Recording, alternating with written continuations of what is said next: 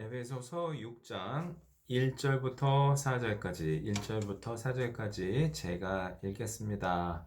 자녀들아 너희 부모를 주 안에서 순종하라 이것이 옳으니라.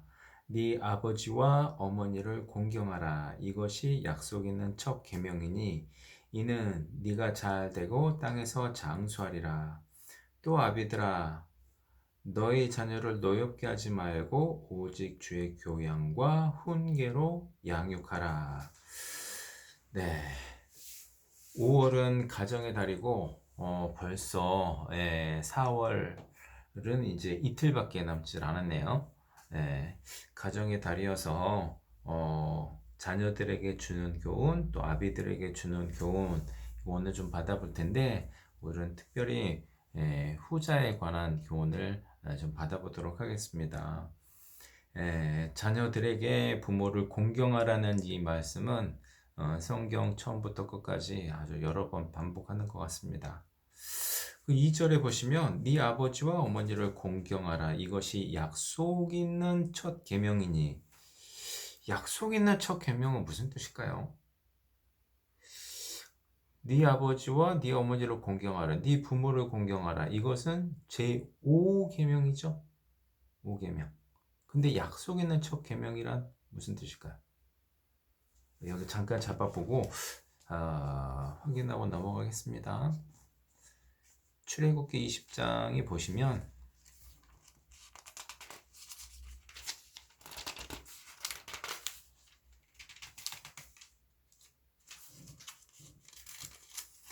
에, 3절에 보면 너는 나 외에 다른 신을 네게 있게 말지니라 이게 1계명이죠. 4절에 너를 위하여 새긴 우상을 만들지 말고 7절에 너는 너의 하나님 여호와의 이름을 망령되이 일컫지 말라 8절에 안식일을 기억하여 거룩히 지키라. 잘 하시는 말씀이죠? 근데 여기 특별히 약속이 동반되지 않습니다. 이렇게 하면 복을 주겠다 이런 말 없는데 12절 네 부모를 공경하라. 그리하면 너의 하나님 나 여호와가 네게 준 땅에서 네 생명이 길리라. 이런 약속을 주신 거예요.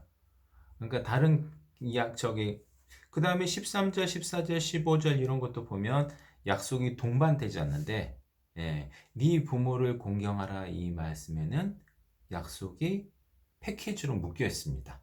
그러니까 다른 계명보다 이 계명은 물론 다른 계명도 다 지켜야 되고 지키도록 노력해야 되고 물론 이걸 지켜서 의롭다함을 받는다 이건 안 된다는 것은 여러분 너무나 잘 알고 계실 것이고 그걸 통해서 뭐 의로워지거나 거듭나거나 구원을 얻을 수 있다는 얘기는 절대 아닌데 그런데 이 10가지 계명 또 확장하면 613가지 계명 중에 첫 번째로 이런 약속이 주어졌다는 것입니다. 이렇게 하면 복을 주겠다.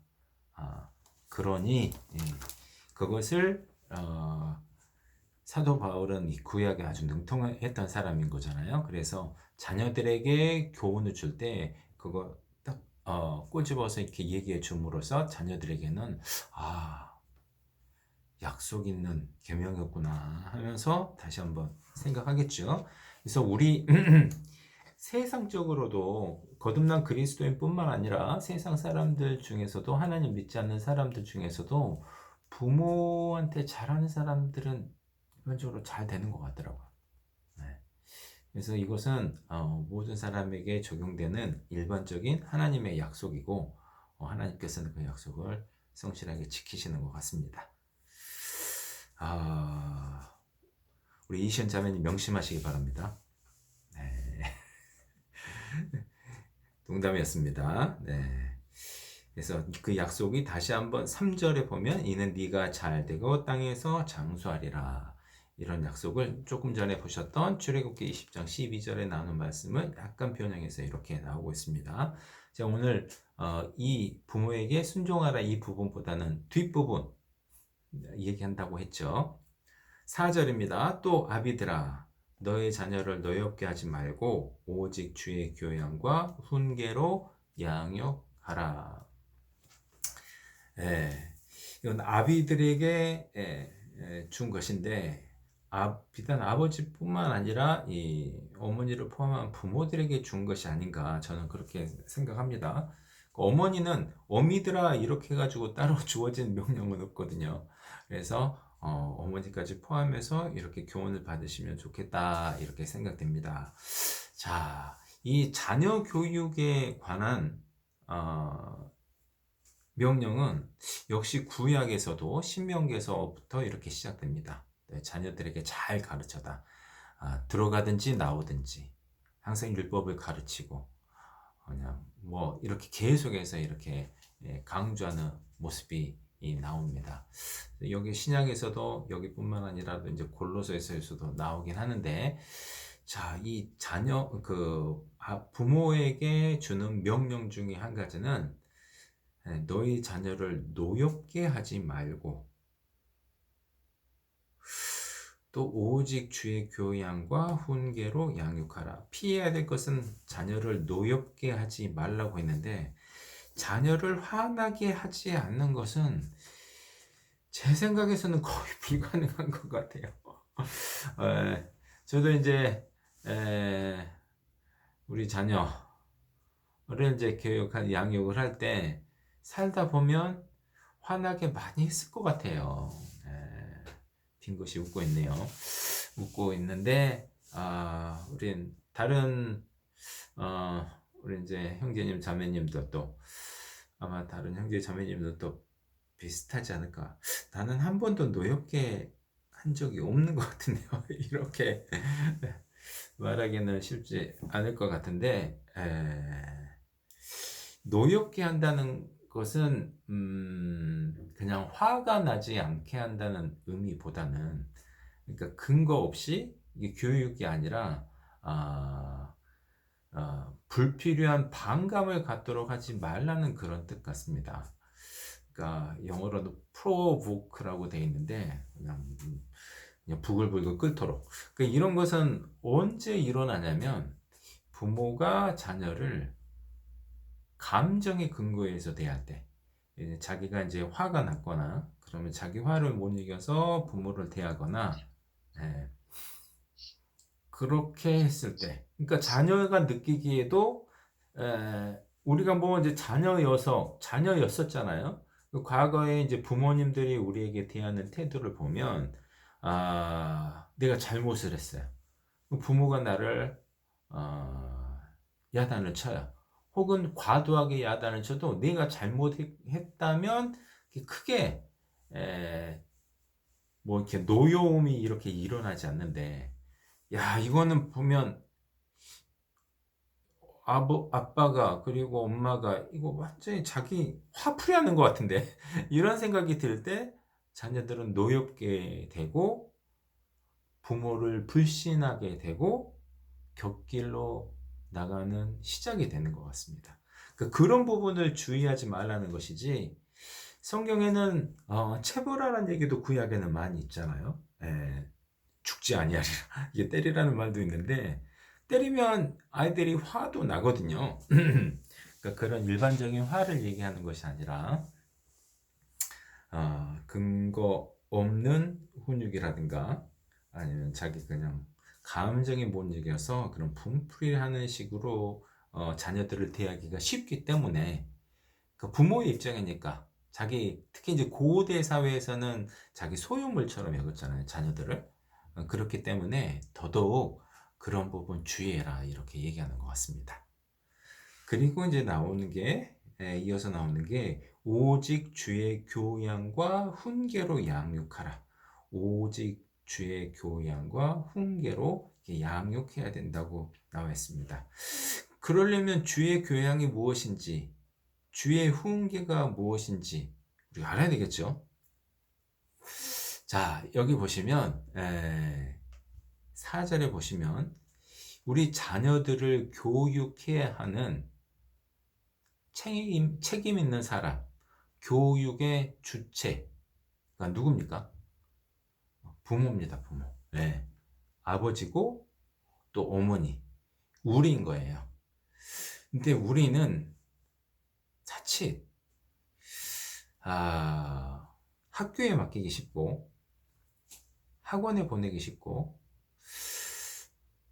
또 하나님을 믿는다고 하는 사람은 교회에 맡기가 쉽습니다. 그래서 그 대침을 나온 사람들 중에서도 자녀 교육에 관한 걱정이 너무 크신 분들이 많아요. 그래서 그것 때문에 자녀를 위해서 어느 교회에 가는 게 좋을까 그렇게 걱정을 많이 하시고 또 자녀 교육 때문에 에, 뭐 이제 제 느낌이었는데 우리 교회 교재에 오시려고 하다가도 못 오신 분도 많더라고요. 그러니까 뭔가 우리 자녀 그러니까 그 대침이 됐건 어느 교회가 됐건 뭐 교회 학교도 있고 주일 학교도 있어서 거기서 이제 가르쳐 주지 않습니까? 그런데 엄밀하게 보시면 교회 학교에서 자녀 교육을 해주는 것이 아니라 자녀 교육의 1차적인 주체는 바로 부모님이 돼야 된다는 뜻입니다. 그래서 내 자녀를 교회에 맡기면 되겠지, 혹은 교회 목사님에게 맡기면 되겠지, 이런 생각을 하기 전에 먼저 내 자녀의 교육에 대한 책임은 나에게 있다. 이걸 제일 먼저 가졌으면 좋겠습니다. 그리고 그렇게 할 수 있습니다. 우리가 많이 안 해봐서 그렇지, 그리고 또 여러분도 잘 알고 계실 거라고 믿습니다. 근데 이제 이 말씀만 잘 봐도 교회 학교 교사들아 뭐 이렇게 나오지 않았지 않습니까? 이게 아비들에게 준 명령이니 이 자녀 교육에 대한 책임은 나에게 있는 것이구나 이렇게 좀 생각을 해 주셨으면 좋겠습니다. 그 성경에 보면 자녀 교육에 실패한 사례들과 성공한 사례들이 이렇게 나오는데 엘리 제사장 아시죠? 사무엘상 1장 2장에 나오는 엘리 제사장은 성경에 그냥 직접적으로 엘리 제사장의 두 아들은 불량자라 이렇게 나왔어요. 불량했습니다. 그리고 그냥 제물을 바치는데 고기를 바치면 자기가 그냥 꼬챙이로 딱 찍어가지고 좋은 건 자기들이 먼저 먹고 그랬거든요. 결국 하나님께서 그들을 죽였습니다. 그런데 엘리의 교육 장면이 잠깐 나와요. 엘리가 왜 자녀들을 그렇게 했는지 모르겠지만 그러지 말아라. 너희들에 대한 소문이 안 좋다. 이게 전부예요. 그랬더니 그렇게 그러니까 쉽게 말하면 오냐오냐 이제 키운 거죠. 그래서 하나님께서 그들을 치셨고 그 두 아들이 이제 죽고 말았습니다. 심지어 엘리 제사장까지 비둔해져서 이렇게 죽고 말았는데 엘리 제사장이 문제가 있었던 것 같아요.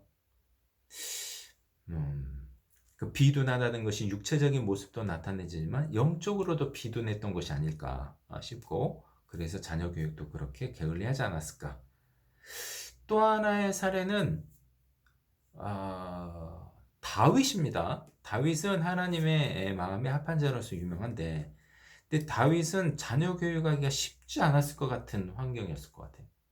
왜일까요? 너무 많았기 때문에 자녀들이 너무 많았는데 자녀들이 이제 뭐 첫째 아들 암논부터 시작해가지고 그릇된 행위를 많이 하는데 또 아도니아, 뭐 압살롬, 뭐 이런 아들들이 있는데 다 안 좋았어요.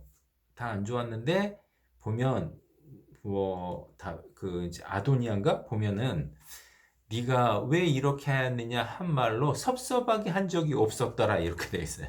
그러니까 양육 훈계를 해야 되는데 여기 보시면 4절에 아비들아 너희 자녀를 노엽게 하지 말고 뭐 이것을 물론 이제 이것은 이제 사도 바울이 쓴 것이기 때문에 이 성경을 봤다고 할 수는 없지만 아들을 화나게 하지 말아야 되겠다 이런 생각에 사로잡혔는지 모르겠지만 중요한 건 뒷부분입니다. 오직 주의 교양과 훈계로 양육하라. 그러니까 교양, 그 양식, 그 필요한 지식이라든가 지혜라든가 이것을 가르쳐 주는 것도 필요하지만 에, 훈계도 해야 되거든요. 근데 훈계하는 것을 하지 않았기 때문에 다윗의 아들들이 이렇게 많이 곁길로 나가는 결과를 낳고 말았습니다. 반대로 좋은 사례도 있습니다. 아브라함의 아들 이삭. 아브라함이 이삭을 어떻게 가르쳤는지 모르겠는데 아브라함은 100세 때 아들을 낳았습니다. 만약에 이 현 시대에 100세 때 아들을 낳으면 이 아들이 올바로 크기가 쉬울까요? 아니면 망가지기가 쉬울까요? 저는 노년의 아들을 얻은 사람을 제가 직접 경험한 적이 있는데, 그러니까 너무 어렵게 힘들게 가졌기 때문인지 모르겠지만 너무 애지중지해가지고 애가 너무 방종하더라고요. 방종하는 모습을 보고 좀 안타까운 생각이 많이 듭니다. 근데 부모 입장에서는 그럴 것 같아요. 너무나 소중하게 얻은 애기이기 때문에 안절부절 못하는 것 같아요. 그런데 하물며 아브라함이 100세 얻은 아들이었겠습니까? 그것도 독자. 그런데 얼마나 야무지게 키웠냐면 이삭을 바쳐라. 과감히 바치러 갑니다. 아버지, 예. 쓸 그 나무도 있고 그 제사에 쓸 나무도 있는데 양은 어디 있나요? 하나님께서 준비해 주실 거다 하고 제단에 손발 묶고 죽이려고 할 때까지 반발했다는 얘기가 전혀 없어요. 성경에는. 그리고 이삭은 믿음의 사람으로 믿음의 전당에 올라와 있는 사람입니다. 그러니까 아브라함이 100세에 낳은 아들이지만 그냥 오냐오냐 이렇게 키우지 않고 제대로 키웠을 것이다 이런 추측을 해볼 수 있죠. 예. 그리고 입다 같은 경우는 비록 서울이라고 할 수 있지만 입다의 딸은 정말 대단했던 것 같아요. 아버지의 서원인데 자기한테 해가 됨에도 불구하고 아버지가 서원한 걸 지키세요 하고 했다는 것은 입다도 문왕 동료였잖아요. 입다의 딸도. 그러니까 애들이 많으면 자녀 교육하기 확실히 어려운 모양이에요. 다윗처럼 믿음의 사람이라 할지라도. 근데 하나 있는 사람은 오히려 더 잘 키웠던 것 같습니다. 물론 숫자가 중요한 게 아니겠죠. 예. 자, 그런 사람이 있는가 하면 그 욥은 또 많은 자녀들이 있었습니다만 자녀들을 위해서 늘 기도하며 그렇게 이제 살았던 그런 모습도 볼 수 있습니다. 그래서 우리도 우리 자녀 교육의 주체가 돼서 내가 교육해야 되겠다. 이런 마음을 좀 가지셨으면 좋겠어요. 여러분들께서 지금 현재는 이런 형태로 함께 교제하고 계시지만 우리 그 환경이 언제 어떻게 변할지 모르지만 언제 어떻게 변할지라도 그냥 교회에 그냥 맡기려는 그런 마음보다는 이건 나에게 주어진 책임일 뿐만 아니라 내가 충분히 할 수 있는 일이구나. 이런 생각을 좀 가지시고 시작했으면 좋겠습니다. 자, 그러면 우리 자녀 교육을 하는데 어떻게 할까요? 어떻게 해야 우리 자녀들이 좀 잘할 수 있을까요? 하나님의 자녀로 또 믿음의 씨앗으로 잘 커갈 수 있을까요? 크게 세 가지 제 부모로서 해야 될 일이 있는 것 같아요. 첫 번째는 뭐니 해도 욥의 사례에서도 볼 수 있는 것처럼 자녀들을 위한 기도입니다. 저는 대침에 전도인으로 있을 때도 여러 번 봤는데 한 자녀가 정말 그 학교에서 문제였어요. 그 일진 같은 사람이었는데 어머니는 그런 모습을 보고 얘가 항상 닳더라고요. 얘가 닳고 항상 기도하고 그 자녀를 위해서 상담하러 와요. 자녀를 위해서. 그래서 그 모습을 자꾸 보니까 이 어머니가 자녀를 위해서 그렇게 간절히 기도하는구나. 그건 좀 알 수 있었습니다. 결국 나중에 이제 와서 상담도 받고 뭐 그래서 이제 잠깐 교제도 있고 그랬는데 그 다음에는 어떻게 됐는지 모르겠는데 그런 모습을 이제 보고 나서 야 이건 어머니의 기도의 힘이다 이런 생각을 많이 했습니다. 그래서 첫 번째는 우리가 기도인 것 같고 두 번째 교육하는 방법은 저도 정말 자신 없는데요. 우리 삶 자체가 모범이 돼야 됩니다. 그래서 모델로 이렇게 살아야 되는 거야. 나를 따르라. 예, 내 모습이 내가 이렇게 살아볼 테니까 나를 따라와. 이렇게 해야 되는데 우리 딸이 이제 지금 화면을 보고 있습니다만은 저는 그렇게 살아하지 못한 것 같습니다. 근데 정말 자신 없는 부분이지만 우리 이거 해야 됩니다. 이거 추구하는 바는 맞는 것 같아요. 추구해야 되는 바예요. 예. 그리고 이제 세 번째는 여기 나온 대로 교양으로 가르치고 또 훈계도 해야 되고 이 직접적으로 교육자와 피교육자로서 이렇게 해야 된다는 겁니다. 그러니까 모범을 보이는 거하고는 또 다른 거죠. 예. 모범을 보일 때는 뭐 해야 됩니까? 그러니까 우리 스스로 우리 아이가 하나님께 기도를 많이 하는 하나님께 늘 의지하는 사람이었으면 좋겠습니까? 그러면 그 모습을 자기가 먼저 보여야 되는 거죠. 내가 어떤 일이 있을 때마다 항상 기도하고 인위적으로 내 기도하는 모습을 자녀에게 볼 수 있게 하라는 뜻이 아닙니다. 그것은 자녀들도 알아요. 저 아빠 나 보라고 하네. 이거 다 알거든요, 자녀들도. 그러니까 그게 아니고 자기가 그게 그러니까 저절로 아이들도 볼 수 있도록 오히려 기도는 골방에서 하는 거잖아요. 누구 보라고 하는 거 아니거든요.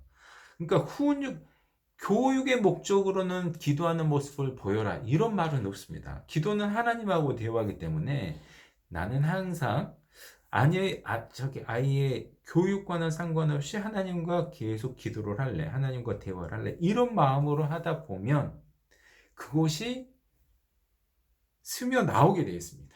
그래서 자녀들도 보게 되어 있기 때문에 그런 것을 하라는 얘기고 또 성경 읽는 것도 아빠는 맨날 텔레비 보면서 그냥 나 교육시키려고 할 때만 이렇게 성경 보내 이런 것이 아니라 자기가 늘 성경을 가까이 하는 이런 모습을 하다 보면 우리 아빠는 우리 엄마는 저렇게 성경을 늘 가까이 하는구나 이걸 할 수 있습니다. 그러니까 외식 보여주기 위한 것이 아니라 자녀에게도 보여주기 위한 것이 아니라 자기가 스스로 그렇게 하려고 하면 자녀들도 그걸 따라올 것이다.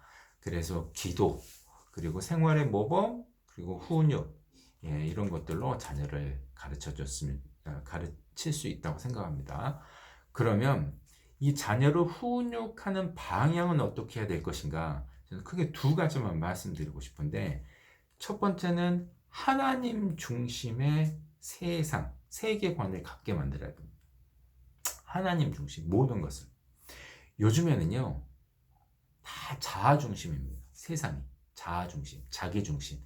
자기가 세상의 주인공이 돼야 된다는 것이 된다고 가르치는 것이 일반적으로 그냥 그 뭐라고 합니까? 일반적으로 이게 당연한 것처럼 이렇게 그렇게 그런 사상이 퍼져 있고 또 그렇게 하는 것이 너무나 당연하다고 생각하고 있습니다. 뭐 TV를 봐도 그렇고 그러니까 자기 중심의 세계관을 형성할 수 있는데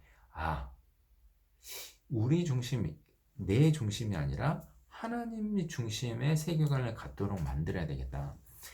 하나님께서 나를 창조하셨고 하나님께서 너를 창조하셨단다. 이걸 자꾸 강조해 주는 것이 필요합니다. 그럼 하나님께서 너를 왜 창조하셨을까? 그러니까 하나님 때문에 네가 존재하는 것이지 너 때문에 하나님이 존재하는 거 아니다. 많은 기독교인들이 착각하는 것 중에 자기를 위해 하나님이 있는 줄 알아요. 그래서 필요할 때 기도하는 거잖아요. 평소에는 잘 안 찾다가도 진짜 어려워지면 하나님 나 좀 도와주세요. 나 어려우니까. 이건 자기 중심이 되는 건데 반대로 하나님이 너를 원해.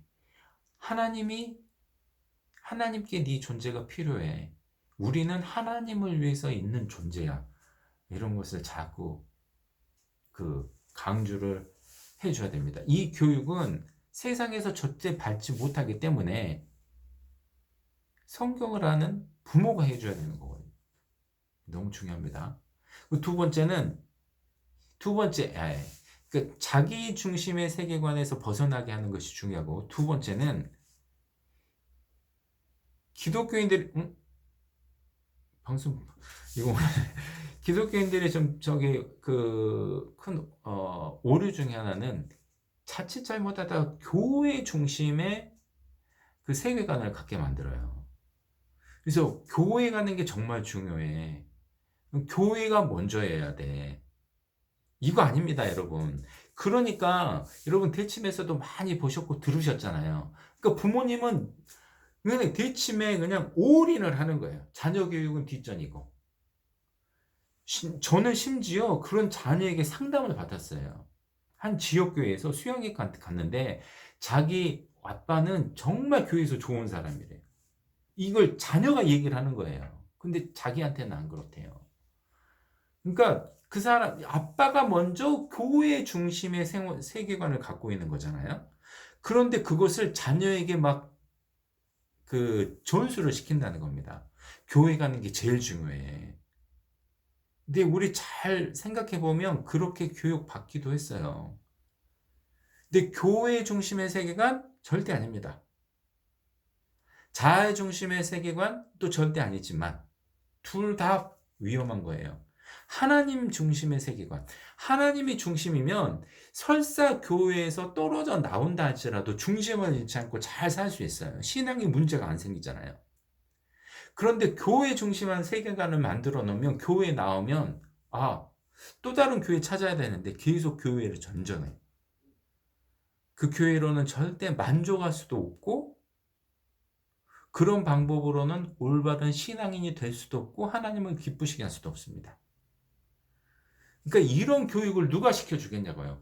교회에 맡겨버리면 교회 중심의 세계관이 될 수밖에 없잖아요, 아이가. 그러니까 어쩌면 우리는 교회 밖에 나왔기 때문에 하나님 중심의 세계관으로 만드는데 훨씬 더 좋은 환경일 수 있습니다. 우리는 오직 하나님만 믿고 사는 거야. 나도 하나님만 믿고 산단다. 근데 충분하더라. 이렇게 가르쳐 주시고 하나님과의 관계가 제일 중요하다는 것을 심어주는 것이 우리한테 너무나 중요한 것 같습니다. 자, 하나님은 우리의 창조주시기도 하시지만 또 하나님은 주인, 우리는 종. 그러니까 순종의 대상인 것이죠. 또 하나, 하나님은 아버지, 우리는 자녀. 이것만 잘 설명해줘도 내가 자녀래, 하나님의 자녀래. 그러면 자기의 자존감을 확 높일 수도 있습니다. 네, 요즘 세상이 자기 중심의 세계관으로 이렇게 만들려고 하는 경향이 많지만 또 의외로 한편으로는 자존감이 없어서 쉽게 좌절하거나 자기 삶을 심지어 포기하는 사람까지, 학생들까지 많잖아요. 그럼 자존감을 어떻게 살려줄 것인가? 너 있잖아. 아빠의 자녀기도 하지만 그 전에 하나님께서 너를 낳아주신 거야. 그러니까 너의 참 부모님은 하나님이신 거야. 이게 너무너무 중요하단다. 그러니까 하나님의 자녀라면 네가 얼마나 소중한 존재겠니? 이렇게 해서 하나님 중심의 교육을 해줌으로써 자녀들을 자존감도 높일 수, 올바른 자존감인 거죠. 이것이 교만함도 아니고 그런 자존감을 높일 수 있다고 생각합니다. 자, 그리고 첫 번째 하나님의 중심의 세계관이고요. 두 번째는 성경 중심의 교육을 했으면 좋겠습니다. 그러니까 성경에 사실은 다 있거든요. 다른 데서 교육의 자료를 찾기도 하고 아까 말씀드린 대로 좋은 학원이 없을까? 좋은 선생님 없을까? 좋은 상담소 없을까? 이렇게 생각도 많이 하잖아요. 그런데 성경보다 더 좋은 교육자, 성경보다 더 좋은 상담자, 성경보다 더 좋은 후인육자가 없습니다. 그래서 이 성경을 중심으로 아이를 가르쳐야 되겠다. 이 마음을 여기서 절대 물러나지 마세요. 그래서 이 성경만 제대로 잘 가르치면 우리는 아이들에게 많은 걸 허락할 수 있습니다. 우리가 아이들 학원도 보내고 영어도 가르치고 수학도 가르치잖아요. 좀 잘 됐으면 좋겠어서. 태권도도 보내고 피아노도 가르치잖아요. 조금 뭐 자기 재능 좀 찾아보라고. 잘 됐으면 좋겠어서. 그런데 성경에는 잘 될 수 있는 모든 근원입니다. 성경 자체가. 성경은 제일 먼저 우리에게 영원한 생명을 주시죠. 영원한 생명을 주신다는 것은 우리의 삶의 소망이 명확해진다는 뜻입니다. 세상 사람들은요, 대부분, 다 그렇다는 것이 아니고 대부분 돈을 향해 또 성공을 향해 자기 성취를 향해 달리고 있습니다. 그런데 영원한 생명을 약속받은 사람들은 시민권이 하늘에 있죠? 그리고 하나님의 중심의 교육을 받았기 때문에 나의 목표는 이 세상이 아니구나. 천국이구나. 저기를 향해서 내가 지금 잠시 여기서 살고 있구나. 여러분, 이것만 하나 분명히 확고한 생각만 있다면 아이가 흔들리지 않을 거예요. 근데 이런 생각이 약해지면 이리 갔다 저리 갔다 흔들리게 하기도 하고, 내가 왜 살까 허무해지기도 하고, 이렇게 갖는 것이 맞을까 저렇게 갖는 것이 맞을까 계속 흔들릴 수밖에 없어요. 근데 아이가 나는 하나님의 자녀고 거듭난 사람이고 천국을 향해서 가고 있어. 그러면 이 기준 하나로만 우리 부모로서는 아이들을 훈육하기도 훨씬 수월해질 수 있습니다. 우리가 가야 되는 곳이 저곳이잖아. 그러면 이렇게 하는 게 맞아.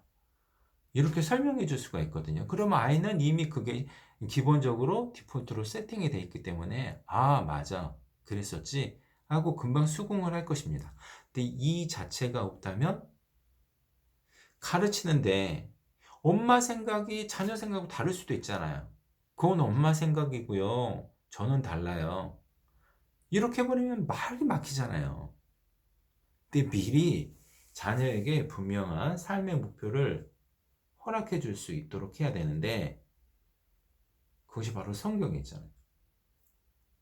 성경보다 더 중요한 것은 없습니다. 이것이 가장 기본 중에 기본이고요. 조금 전에 말씀드렸다시피 성경에 보면 자존감도 얻을 수 있습니다. 내가 얼마나 소중한 사람인지 배울 수 있기 때문에. 또 온갖 지혜가 있습니다.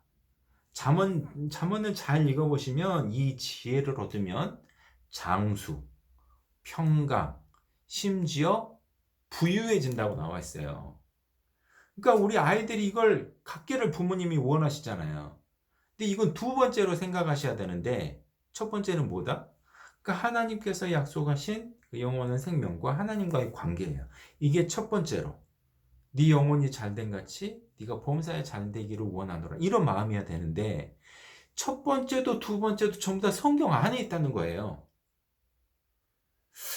성경 보는데 시간 너무 많이 소비하지 말고 영어 조금 배우게 하자가 아니라 영어도 배우시는데 성경 안에 다 있기 때문에 성경 중심의 교육을 해야 된다. 자, 영어는 학원 보내면 됩니다. 근데 성경은 누구한테 배우냐고요? 물론 교회에서 배울 수 있습니다. 그래서 교회에 같이 참석하면서 배우기도 하지만 이런 교육을 통해서 직접적으로 내 자녀에게 적용할 수 있는 성경의 교훈을 이끌어내는 것은 부모보다 더 좋은 케이스가 없다. 부모가 우리 자녀들을 잘 알고 있기 때문에. 우리 부모는 제가 조금만 뭐 하면 뭐 할지 다 알잖아요. 속을 다 알고 있잖아요. 그래서 걔네들 잘 알고 있기 때문에 우리 자녀를 위한 필요한 말씀이 뭔지를 우리가 가장 잘 알 수 있습니다. 그래서 성경 중심의 교육이 꼭 필요합니다. 그리고 성경을 잘 가르치면 부모한테 효도하게 돼 있다니까요. 왜요? 여기 아까 2절 읽으셨잖아요. 네 아버지와 네 어머니를 공경하라. 이것이 약속 있는 첫 계명이니. 이런 것도 성경에서 배우시잖아요. 자녀들에게 이것도 가르쳐 줄 수 있고. 그러니까 성경이 부족한 부분이 없습니다. 성경에서 많은 것들을 가르쳐 줄 수 있기 때문에 성경 중심의 교육. 이렇게 했으면 좋겠습니다. 자, 이제 조금 구체적인 부분 조금 살펴보고 좀 마무리할까 합니다. 자, 그러면 가정교육을 구체적으로 어떻게 하면 좋을까?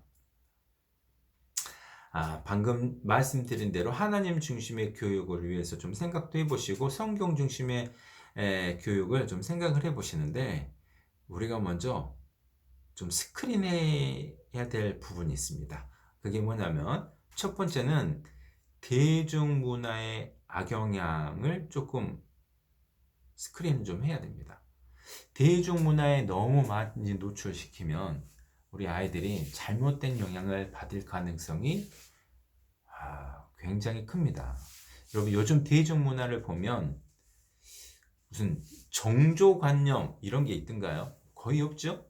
성경에는 분명히 그건 음행이다 이렇게 얘기했는데 요즘 사람에게 결혼 전에 무슨 뭐 같이 잠자리 하는 것은 하나도 부끄러운 일이 아니에요. 이 대중문화가 그렇게 만들었잖아요. 우리 자녀들은 어떤 쪽이었으면 좋겠습니까? 성경적으로 따라가면 좋은데 성경에 노출되는 시간보다는 대중문화에 노출되는 시간이 훨씬 더 많다. 그러면 여기에 더 쉽게 물들일 수밖에 없습니다. 그리고 우리가 성경에서 배웠던 거 이건 진부한 내용이야. 꼰대 같은 내용이야. 이렇게 차치할 수밖에 없습니다. 그래서 대중문화에 너무 많이 노출시키는 것은 그렇게 썩 좋은 것이 아니다. 그리고 뭐 그 게임이라든가 뭐 이런 거 자꾸 하잖아요. 그리고 좀 그 좀 19금, 18, 뭐 15금 뭐 이런 거 보면 폭력적인 내용도 많죠. 인명 경시하는 내용도 많죠. 그런 게 인기잖아요. 사람 죽이는 것이 너무 쉽고 또 인간의 존엄성 같은 것을 너무 낮게 만들어서 자기 생명도 경시하는 경우도 많이 있습니다. 그래서 이런 것들은 정말 위험하니까 내 자녀들에게 대중문화를 많이 노출시키는 건 그렇게 좋지 않아요. 저는 텔레비전을 봐도 물론 가끔 영화도 봅니다만 저는 잘 보는 게요. 좋아하는 게 유키즈, 온도블럭, 그 다음에 벌거벗은 세계사, 그 다음에 가끔 뭐 강연 제목을 좀 잊어먹었습니다. 무슨 교수가 나와가지고 진행하는 건데 아무튼 그런 내용 들으면 좋은 내용이 많습니다. 재밌기도 하고. 그러니까 그런 유익한 것을 많이 같이 보고 뭐 그렇다면 정말 좋은 거겠지만 그리고 요즘 뭐 또 세계 여행하는 것도 많이 있잖아요. 그런 것은 무슨 뭐 저 생명 경시라든가 정조관념을 상실하게 한다든가 그런 건 거리가 멀기 때문에 그럼 건전한 내용이 대중문화에 좀 많이 좀 그래도 하게 하고 좀 악영향을 끼칠 수 있는 대중문화는 어, 부모님 선에서 좀 스크린을 할 필요가 있다고 생각합니다. 그걸 그대로 방치하면 영향이 분명히 받게 돼 있습니다. 영향력이 상당히 크고 그리고 뭐 영화라든가 요즘 넷플릭스라든가 이런 거 하는 거 보면요. 무신론, 범신론, 사탄주의 이런 거 많습니다. 그러니까 우리 자녀들이 우리도 모르게 그게 물들 수 있으니까 그런 거 좀 자제시키는 것이 필요하다고 생각합니다. 두 번째는 교우 관계, 우리 자녀들의 인간관계 있잖아요. 그것들도 여러분들 손에서 컨트롤할 수 있을 때 컨트롤할 수 있는 부분은 어느 정도 하는 게 좋다고 생각합니다. 그러니까 좋은 친구를 만나는 것이 정말 중요하잖아요. 학생 때 어떤 친구를 만나느냐에 따라서 그 학생의 진로가 바뀌기도 한다고 하잖아요. 저도 실제로 그런 경우 많이 봤습니다. 여러분 청소년 때 그런 거 많이 느끼셨잖아요. 그래서 그것도 부모가 아니면 쉽게 좀 건드릴 부모가 아니면 진짜 할 사람 없어요. 물론 부모님이 해도 안 듣는 경우가 많이 있습니다. 내 인간관계 내가 알아서 할 거야. 엄마 신경 쓰지 마. 아빠 신경 쓰지 마. 이렇게 할 수 있지만 그렇게 하기 전에 정말 친구가 얼마나 중요한지 이렇게 좀 잘 설명을 해야 될 필요가 있고, 또 요즘에는요, 초등학생들부터 남친, 여친이 다 있더라고요. 그거 좀 놀라운 일인데. 그러니까 또 이성 관계를 어렸을 때 잘못하면 또 정말 인생이 꼬이기도 하잖아요. 그러니까 그런 것을 부모 아니면 누가 하겠습니다. 아, 요즘 다 있대. 그 요즘 그 TV 잘못 보면은요, 요즘은 다 있어. 그거 뭐라고 하는 사람이 문제야. 이렇게 하면은 이게 오히려, 어, 우리 그리스도인에서는 오히려 그게 문제가 될 수 있습니다. 우리가 딱 중심을 잡고, 그, 에, 우리가 아이의 인간관계를 우리 마음대로 다 못하죠. 물론 한계는 있지만 평소에 이제 교육을 통해서 인간관계는 이렇게 해서 좋은 거, 저기 친구 관계는 정말 중요하단다. 이렇게 좀 잘 설명을 해줄 필요가 있다고 생각합니다. 그리고 자녀들은 청소년기까지도 자제력이 잘 없어요. 그러니까 감정에 의해서 많은 것을 결정하고 이렇게 합니다. 근데 그것을 하고 싶은 대로 하게 놔둬야지 이렇게 해주는 것보다는 부모 선에서 그것은 네가 하고 싶어도 하지 말아야 돼. 이런 것은 좀 적당히 조절해 주는 것은 부모의 역할이라고 생각합니다. 방치하는 것이 무조건 좋은 부모 절대 아닙니다. 어쩌면 그것은 자기 자신을 위한 거예요. 내 자식이 그냥 모든 거 하고 싶은 일 했으면 좋겠어. 그래야 내 마음이 편해. 이건 자기 자신을 위한 것이지, 진짜 자기 자신을 위한 것, 정말 위한다면 때로는 회초리도 들 수 있어야 된다고 생각합니다. 그래서 자녀들은 자제력이 없다. 이거 꼭 기억하시고, 하고 싶은 거 모든 것을 다 허락해 주는 것은 그렇게 지혜로운 방법이 아니다. 이렇게 말씀을 좀 드리고 싶습니다. 또 이제 학업에 있어서는 여러분들이 이제 저보다 더 잘 알아서 하시라고 믿습니다만, 여러분들은 제가 보니까 특별히 걱정 안 해도 될 것 같습니다. 막 공부시키려고 막 그러진 않으시잖아요. 근데 이제 그런 사람도 있기 때문에 자기 달란트를 잘 찾아주는 것이, 자기 재능을 잘 찾아주는 것이 훨씬 더 좋은 훈육이지, 공부만 이렇게 억지로 시키는 것은 결코 좋은 방법이 아니라고 생각합니다. 이제 마지막으로 한 가지만 더 말씀드리면, 가정교제를 한번 꼭 가져보시기를 좀 권고 드립니다. 저희도 아직까지 가정교제 하거든요. 그러니까 우리가 교제 없을 때, 그러니까 4주 중에 4주 사이클로 우리가 하는데 한 주는 없잖아요. 그러면 이제 시은자매가 이제 집에 올 때 같이 집에서 이렇게 가정교제를 하고 합니다. 뭐 때로 뭐 사정에 따라서 못 할 수는 있죠. 그 꼭 법으로 만들어 놓은 건 아니지만 저희는 이렇게 가정교제를 한 지가 한 20년 된 것 같습니다. 시은이 어렸을 때 아주 어렸을 때부터 했었고, 또 이제 선교사로서 한 6년 또 지냈었기 때문에 그때는 교회에 맡기기는 조금 어려운 상황이었어요. 현지인들 또 있는 상황이었기 때문에 그나마 이제 가정교제를 꾸준히 좀 해왔습니다. 근데 가정교제는 특별히 어려운 게 아닙니다. 그러니까 이게 가정교제를 통해서 우리 아이들에게 딱 인식시켜 줄 수 있는 것은, 내가 지금 아이인데 나한테는 아직 부모님의 교육이 필요하구나. 부모님이 중요하구나. 이런 걸 알려줄 수 있어요. 근데 부모님이 그런 것도 딱 안 해버리면, 아, 엄마는 내가 알아서 하길 바라는구나. 아빠는 내가 알아서 하길 바라는구나. 뭐 이런 식으로. 그러니까 교회, 뭐 우리 일주일에 지금, 아니, 한 달에 한 번 대면 교제를 하고 있는데, 그게 전부인가 보구나. 이렇게 생각해 버릴 수 있거든요. 그렇게 생각하지 말게 하는 게 좋겠습니다. 그러니까 한 달에 한 번이라도 여러분들께서도 직접, 두 명이 됐건 세 명이 됐건 이렇게 같이 앉아서 할 게 또 많지도 않습니다. 저희는 잠언 한 구절, 두 구절, 그리고 한 단락, 때로는 한 단락 읽고요. 이거에 대해서 너 어떻게, 이거 읽어보면서 너 어떻게, 뭘 느꼈어? 그다음에 어떤 교훈 얻었어? 이렇게 돌아가면서 얘기하고, 저도 얘기하고, 그 다음에 기도하고, 찬송하고 끝내요. 그러니까 말씀 같이 읽고, 많이 안 읽어도 됩니다. 막 설교를 막 준비하라는 것도 아닙니다. 같이 읽고 같이 묵상하고. 근데 이제 준비하는 사람은 먼저 읽어보면 좋겠죠. 같이 읽고 그다음에 같이 기도하고 같이 찬송하고, 찬송을 한 곡 해도 좋고 두 곡 해도 좋고, 그렇게 해서 뭐 10분이 됐건 20분이 됐건 같이 기도를 하고, 이렇게 한 번이라도 하는 것하고 안 하는 것하고는 좀 차이가 있을 것 같아요. 저는 이런 과정 중에 예, 예를 들면 저는 정말 흐뭇했던 순간이, 이게 자모를 하다 보니까 우리 자녀한테 내가 해주고 싶은 말 있잖아요.